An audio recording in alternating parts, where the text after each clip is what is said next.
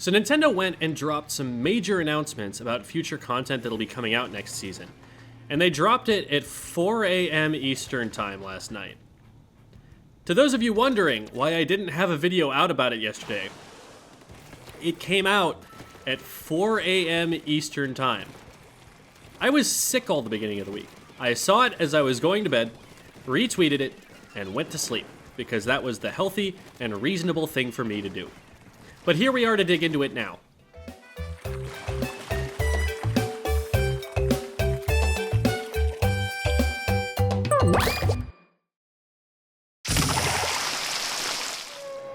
The most eye-catching news is the introduction that Kraken is returning to Splatoon after its hiatus in Splatoon 2.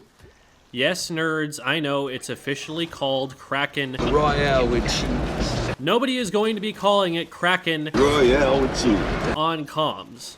And the only reason to call it that is to distinguish it from the Splatoon 1 version. To be fair to said nerds, though, there are some significant differences between the Splatoon 1 and Splatoon 3 Krakens.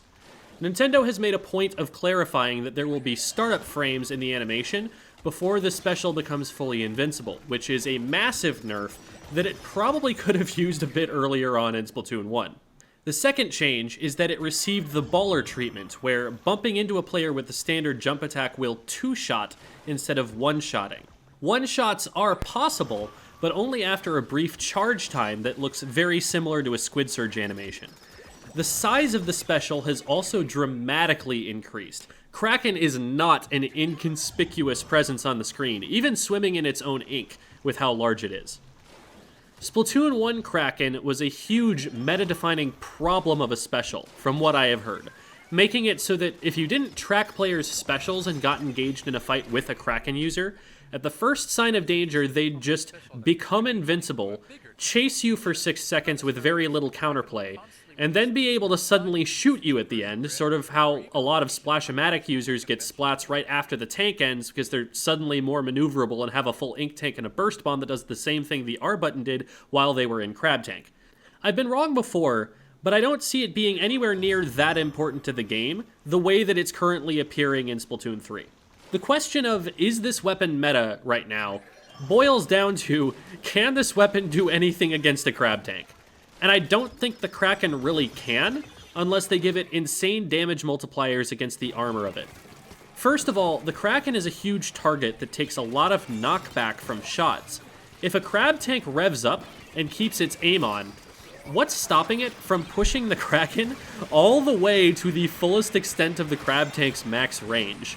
Secondly, even if the Kraken manages to get close, its jump attack only does 2-shot damage, and it has to charge the 1-shot, so it's going to take ages to break crab armor. Thirdly, even if it gets behind the crab can always just press ZL and bump it away. And if the crab has its back to the water, there goes the big squid. It's been dealt with. With Kraken not being an instantly invulnerable panic special, it feels like it becomes about as useful as Baller from Splatoon 2. Occasionally dangerous, but plenty of counterplay and mostly used to get yourself out of bad situations defensively, rather than to accomplish all that much on offense. But like I said, I've been wrong before, and I also never got a good feeling for how it was used in Splatoon 1, so we'll need to see it in action. What I'm honestly more excited about, and what I think will make a much bigger difference in the metagame, is the release of new weapon kits, and to a lesser degree new maps. This image confirms new kits for Tri-Slosher, Splat Roller, L3, N-Zap, Splash-O-Matic, Sploosh-O-Matic, Jet Squelcher, 96 Gal, Clash Blaster, Charger, and Rapid Blaster. Every single one of those main weapons has the potential to be a very strong weapon depending on the kit it gets. Except maybe Clash Blaster. Sorry guys, I just don't see how it can get anything much better than what it already has. There might not be any saving it for competitive play. But anyway, new Charger kit could very easily be better, or at least have a niche over the current kit, since InkFac has really fallen out of favor competitively. N-Zap, Jet Squelcher, and Splash kits have everyone holding their breath, because giving one of those weapons a spammable special, like especially missiles, would really turn the metagame on its head, and probably for the worse. Tri-Slosher could enter competitive play immediately given something like a Burst Bomb, though it would still need to be careful around Crab Tanks. Give Sploosh a Splat Bomb, and it could suddenly become one of the best Rainmaker weapons of the game, like the Sploosh 7 kit from Splatoon 2 did, which, mind you, only had Hammer for its special, nothing really highly valued in that metagame. Rapid Blaster getting a sub that it can use for damage combos would be huge for it, in the way that the Kensa Rapid popped off with Torpedo. I think even 2 or 3 of those good kits being added to the game is a more exciting development for shifting the meta than a new special. We probably get to that threshold with this new lineup of weapons, all of which have so much potential.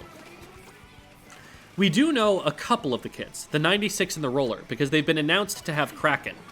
96 Gal with a wall had a place in the meta of Splatoon 1, and both Kensa 52 in Splatoon 2 and the Vanilla 52 kit in Splatoon 3 getting wall were very, very powerful. This one not only has wall, but it has a defensive special it can use if it realizes its position is compromised and the wall won't be enough, which seems like it has really good synergy with a weapon that's otherwise basically an immobile turret.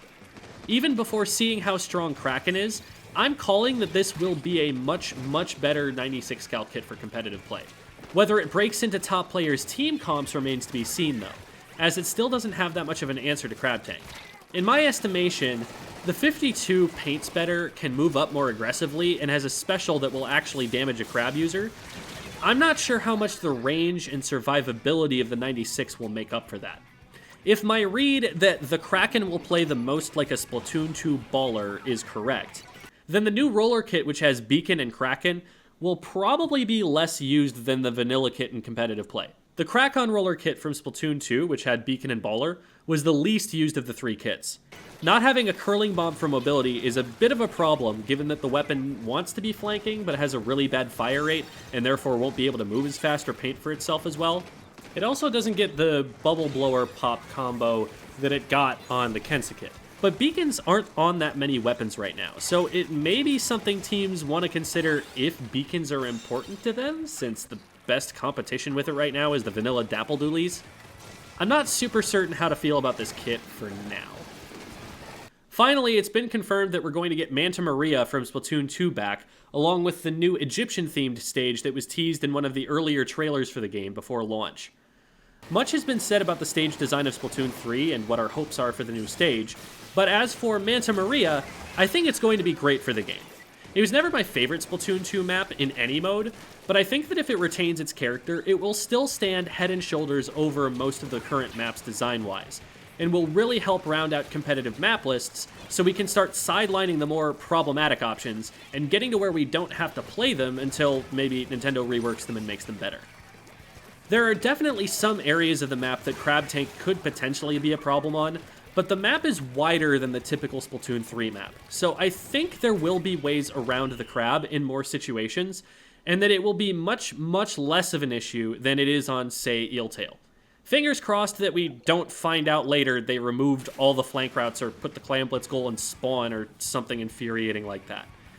After what they did to Mahi, I wouldn't put it past them.